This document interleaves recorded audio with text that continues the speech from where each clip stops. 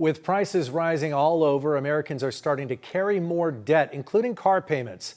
A new study finds Americans owe about $1.7 trillion on car loans, about $14,000 per household. Chula Vista is one of the top 10 cities in the entire country for rising car loan debt. That's where we find our Richard Allen. He joins us live now with more on that, including how you can get the best deal on a car loan. Richard? Well, Carlo and Marcella, that's right. With the average cost of new and used cars now reaching all-time highs, Americans are taking on more and more debt to finance those vehicles. Now, this new study finds that Chula Vista ranks ninth in the nation when it comes to increasing auto loan debt, a sign that economists say could point to overall economic distress. Things are getting tough. Things are getting expensive. Diego Galindo is finance manager at Only Cars, a used car lot in Chula Vista. He says he sees firsthand the struggle people are having to find an affordable option when it comes to buying a car. Everybody's just kind of looking for the best numbers, the lowest numbers, the best, I guess, deal. That best deal is becoming more and more elusive, with the average cost of a new car now approaching $50,000, according to Kelley Blue Book, and a used car under 5 years old now about $31,000. And the cost of financing that car is only going up. 2 years ago, I used to see like 3%, 2% APRs. Nowadays, the lowest that I've seen is like 7. This new study by Wallet Hub places Chula Vista in the top 10 cities across the country where residents are taking on the most auto loan debt.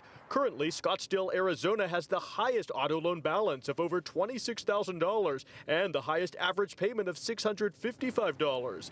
USD economics professor Alan Jin says of all San Diego cities, he's not surprised to see Chula Vista make this list. Cities in the southern part of the county tend to be in a little tougher shape economically than the rest of the county. For example, the unemployment rate in San Diego County is 4.1%, but in Chula Vista it's 4.4%.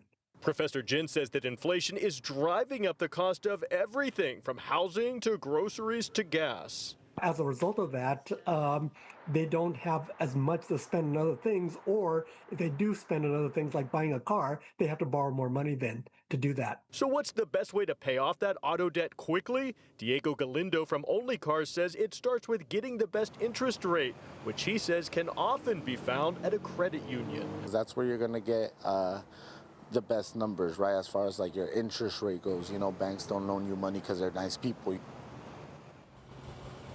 And one other tip, try to pay more than your monthly minimum payment if possible. You'll pay down that principal more quickly and pay less in the long run.